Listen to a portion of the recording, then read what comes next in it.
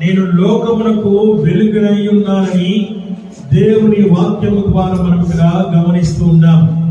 నా ప్రియమైనటువంటి దైవజనమా, నేను లోకమునకు వెలుగునై ఉన్నాను. మరొకసారి ఏమంటున్నాయన? నేను లోకమునకు వెలుగునై ఉన్నానని దేవుని వాక్యము ద్వారా మనం చూస్తూ ఉన్నాం.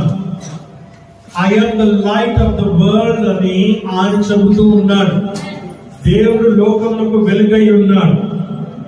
ఎవరైతే నన్ను వెంబడిస్తాడో వాడు చీకటిలో ఉండడు, వాడు లోకంలో ఉండడు, లోకాశల్లో ఉండడు, శరీరాశల్లో ఉండడు. ప్రేమ దేవుని బిడ్డలారా, లోకంలో ఉన్న వాటిలో ఎందులో కూడా ఉండడు అని వాక్యము ద్వారా మనం చూస్తూ ఉన్నాం.